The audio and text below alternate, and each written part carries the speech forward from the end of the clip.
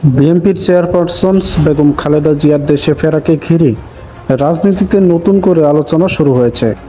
এমন এক প্রেক্ষাপটে বিএনপির সাবেক সংসদ সদস্য মেজর জেনারেল আখতারুজ্জামান সম্প্রতি এক অনলাইন টকশোতে দলটির ভবিষ্যৎ নেতৃত্ব ও রাজনৈতিক পরিকল্পনা নিয়ে মন্তব্য করেছেন।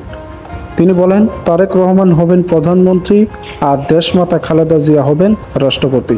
বেগম জিয়ার দেশে ফেরার প্রভাব নিয়ে উপস্থাপক প্রশ্ন করলে তিনি বলেন, বেগম জিয়ার দেশে ফেরাকে তিনি স্বাভাবিক বলে উল্লেখ করেন। তিনি বলেন, ফিরে আসা তো স্বাভাবিক, উনি তো গিয়েছিলেন চিকিৎসার জন্য, এখন দেশে ফিরেছেন মানেই রাজনীতির হাল ধরার প্রস্তুতি নিচ্ছেন। বিএনপির ভবিষ্যৎ নেতৃত্ব কাদের হাতে যাবে এমন প্রশ্নে তিনি স্পষ্ট করে বলেন, দেশমাতা খালেদা জিয়া প্রধানমন্ত্রী হবেন, এরপর রাষ্ট্রপতি নির্বাচন হবে, তাতে তিনি রাষ্ট্রপতি হবেন, আর তারেক রহমান হবেন প্রধানমন্ত্রী। এখানে তো কোনো জটিল অঙ্ক নেই, এটা রকেট সায়েন্স না। আখতারুজ্জামান বলেন, দেশমাতা খালেদা জিয়া বিদেশে গিয়েছিল অনেক কষ্ট করে, তিনি 3বার তো প্রায় মারাই যাচ্ছিলেন। বিদেশের চিকিৎসাদের দ্বারা চিকিৎসা করা হয়েছে। শেখ হাসিনা তার চূড়ান্ততম প্রতিহিংসা কাকে বলে, কি প্রকার, সেটা দেশমাতা খালেদার উপর দেখিয়েছেন।